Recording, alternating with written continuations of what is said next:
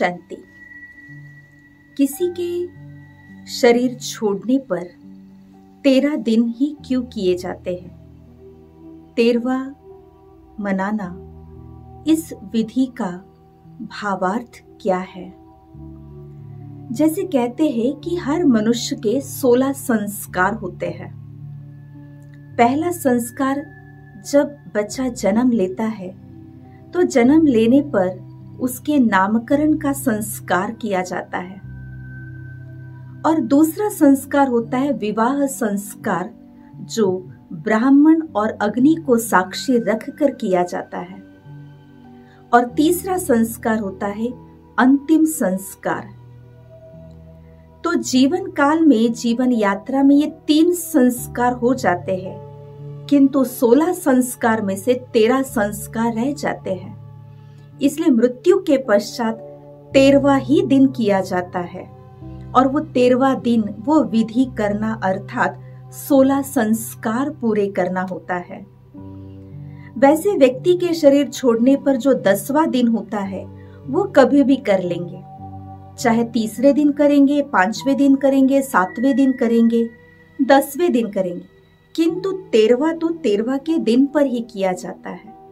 तो उस दिन पर वो संस्कार, वो विधि करना अर्थात जैसे 16 संस्कार पूरे करके उस आत्मा को अपने परिवार से मानो जैसे हम मुक्त कर रहे हैं, परिवार के संबंधों के बंधनों से उस आत्मा को मानो मुक्त कर रहे हैं, और उनकी अगली यात्रा के लिए सारा परिवार एकत्रित आकर के एक प्रार्थना कर रहे हैं। ऐसे उस दिन का ये महत्व होता है, क्योंकि शरीर छोड़ने के पश्चात आत्मा 13 दिन तक उसी परिवार के आसपास रहती है। इसीलिए 13 दिन तक कई घरों में सप्ताह, प्रवचन, सत्संग, ध्यान ऐसे कुछ आध्यात्मिक कार्य किए जाते हैं, ताकि उस आत्मा के निमित्त ये जो कुछ भी धार्मिक या आध्यात्मिक कार्य किए जाते हैं, जिससे वो आत्मा परिवार के आसपास रहकर इन हर कार्यों को देखती है, इनके वाइब्रेशंस को अनुभव करती है और सुख पाती है, मानो जैसे कि परिवार की ओर से दुआओं को अनुभव करती है। और न केवल दिवंगत आत्मा ये सारा अनुभव कर रही है, किंतु उस दिवंगत आत्मा के निमित्त परिवार के अंदर सब सदस्य एकत्रित रूप में बैठ करके इस आध्यात्मिक साधना को करती है, तो जैसे एक प्रकार से स्वयं का भी पुण्य अर्जित करती है।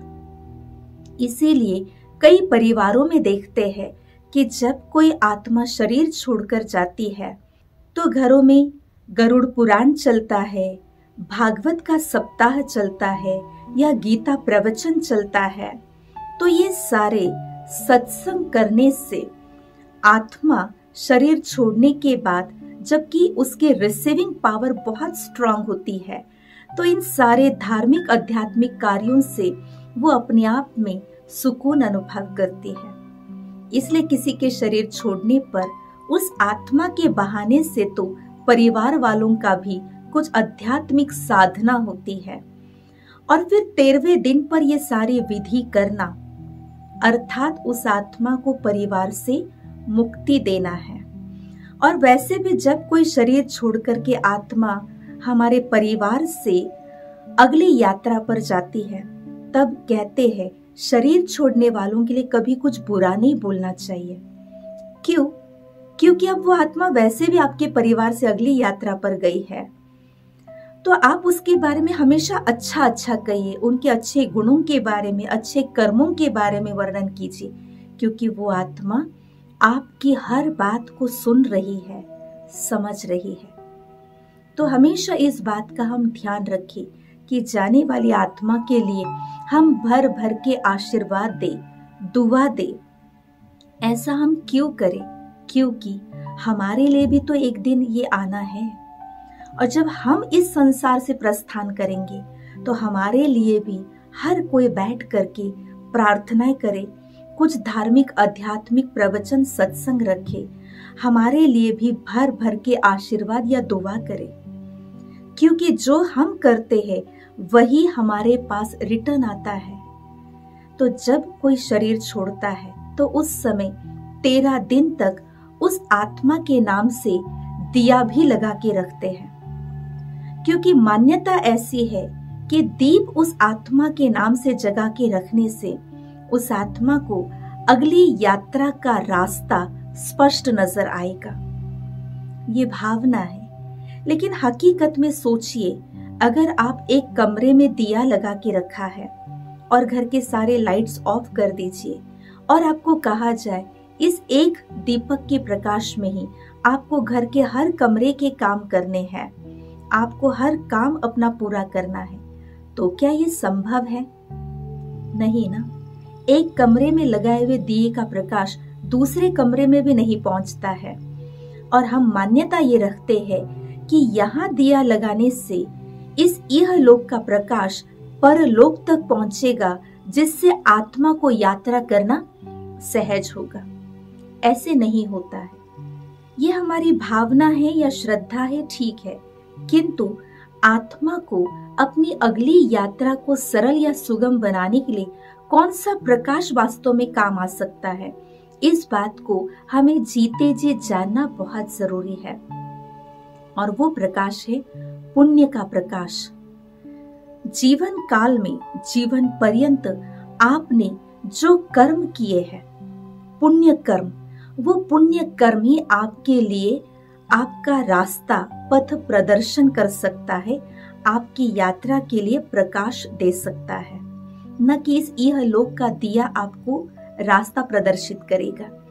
इसीलिए जीवन काल में हमें पुण्य अर्जित करना है, पुण्य कर्म करना है। वैसे भी भगवान ने जब इस धरा पर हमें भेजा तो हमें अच्छे कर्म करने के लिए भेजा है, कुछ होमवर्क दे करके भेजा है। और हम अपने जीवन में बिना होमवर्क किए ही अगली यात्रा पर निकलते हैं तो वो यात्रा हमारे लिए दर्दनाक होती है, दुखदायी होती है। इसलिए कई बार देखते हैं जब कोई बच्चा जन्म लेने वाला होता है तो वो जन्म बहुत पीड़ादायक होता है, माँ के लिए भी, गर्भ धारण किए हुए माँ के लिए भी और बच्चे के लिए भी। वो पीड़ादायक, दर्दनाक क्यों होता है? क्योंकि पिछले जन्म के कर्म ऐसे किए हुए हैं कि जिस कर्म के कारण अगले जन्म के यात्रा में जन्म से ही वो दर्द, वो दुख भोगना शुरू होता है। इसीलिए कई बार देखते हैं कुछ बच्चे जन्मते ही अनेक बीमारियों के साथ है, जन्मते ही उनको कई जगह पर पाइप्स लगे हुए हैं। तो ये सब क्या है? कर्म ही तो है पास्ट जन्म के। तो अगला जन्म इतना दर्दनाक या बीमारी वाला ना हो और वो यात्रा भी इतनी दुखद ना हो, तो उसके लिए हर जन्म में भगवान ने हमें हर एक को ये होमवर्क दिया हुआ है कि जब इस संसार में आप आओ, जिस शरीर में आओ, उस शरीर द्वारा श्रेष्ठ कर्म करो। जिस परिवार और समाज में आप अपनी जीवन यात्रा बिता रहे हो, तो उस परिवार को, उस समाज को हमेशा सुख दो, उनके लिए अपने आदर्शों की स्थापना करो, श्रेष्ठ चरित्रों का निर्माण करो, ताकि ये पुण्य, ये संसार और समाज और परिवार की दुआएं आपके लिए, आपकी अगली यात्रा के लिए सहज पथ प्रदर्शन करेगी। आपकी अगली यात्रा सुखमय और आनंदमय हो सकेगी। इसीलिए जीवन काल में हम कौन सी पूंजी जमा करें? कहते हैं व्यक्ति धन तब तक कमाता है जब तक उसका निधन नहीं होता है, परंतु जो धन कमाया वो धन में से एक फूटी कौड़ी भी आपके साथ नहीं आती है। कमाई तो करनी है, पर कौन सी कमाई है जो आपके साथ, आपके संग संग चलेगी? तो वो कमाई है सबकी दुआएं, सबके ब्लेसिंग्स। तो जीवन काल में स्थूल धन कमाना है, प्रॉपर्टी, जमीन जायदाद बनाने हैं, लेकिन हमें सबके दिलों की दुआएं जमा भी करनी है।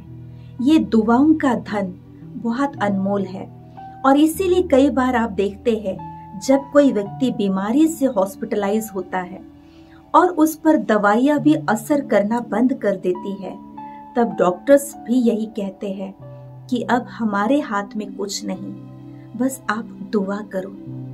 दुआओं में ही जादू है कि पुनः वो बच सकता है या एक नया जीवन प्राप्त कर सकता है। किंतु इमरजेंसी में आपको दुआएं कहाँ से मिलेगी?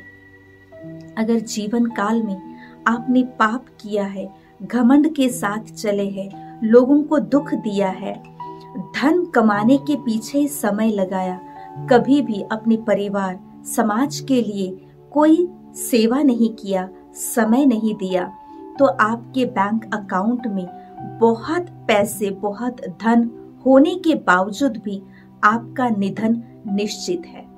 किंतु अगर उस धन के अकाउंट के साथ आपने जीवन काल में सबकी दुआओं रूपी धन इकट्ठा करने का एक और अकाउंट खोल रखा होता, तो ये अकाउंट में से ये दुआओं का धन आपके अंतिम समय पर, इमरजेंसी काल में, कोई भी परिस्थिति में आपके बहुत काम आती है। आपके ऐसे कठिन परिस्थितियों में, जीवन काल के या अंतिम समय पर भी और कुछ भी काम नहीं आएगा और कोई भी काम में नहीं आएगा। किंतु हर इमरजेंसी में, हर परिस्थिति में और अंतिम काल में भी ये जो अकाउंट आपने खोला हुआ है दुआओं का, सबके आशीर्वादों का, सबके प्यार का, तो ये प्यार, ये आपके पास इकट्ठी दुआएं काम आएगी। इमरजेंसी में आज 24 घंटा दवा उपलब्ध है, किंतु दुआएं उपलब्ध नहीं है। तो दुआओं के लिए जीवन काल हमें प्रयास करना होता है। जैसे आप स्थूल धन के लिए व्यापार करते हैं, तो दुआओं के लिए सबको प्यार करना होता है। व्यापार से धन कमाते हैं, व्यापार से धन का अकाउंट खोलते हैं, किंतु सबके साथ प्यार का संबंध बनाने से दुआओं का खाता खुलेगा और यही दुआएं आपके जीवन के हर मुश्किल में आपको मदद कर सकती हैं। और जब अंत काल में डॉक्टर्स अगर आपको कहते हैं इनके लिए दुआ करो, तब कौन सी दुआएं आपके खाते में है जो वो दुआएं इमरजेंसी में आपके काम आएगी। इसीलिए ध्यान रहे, पूर्ण जीवन काल में भगवान ने जिस उद्देश्य से हमें इस धरा पर भेजा है, उस उद्देश्य पूर्ति के लिए हमें कार्य करना है, न कि आसक्ति, लोभवश और मोहवश इस संसार में संबंध और धन इकट्ठे करने के पीछे पड़े, किंतु सबके साथ प्यार का संबंध बना करके दुआएं भी इकट्ठे करने का लक्ष्य रखे। तो भगवान का उद्देश्य हमें इस संसार में भेजने का पूरा होगा। और जब उद्देश्य पूर्ण होने के साथ हम अगली यात्रा पर निकलेंगे, तो वो यात्रा हमारी इतनी सुंदर और सुहानी होगी, जिसके लिए कहा गया है अंतमति सोगति। अंत सुंदर तो अगली गति, अगला जन्म भी आपका बहुत सुंदर होगा। तो याद रहे, जीवन में हमें स्थूल धन के अकाउंट के साथ साथ दुआओं का अकाउंट खोलना है। धन की उपलब्धि के लिए व्यापार जरूर करो, किंतु दुआओं की उपलब्धि के लिए प्यार का संबंध सबके साथ जरूर जोड़ो। यही हर समय आपके काम आएगा। ओम शांति।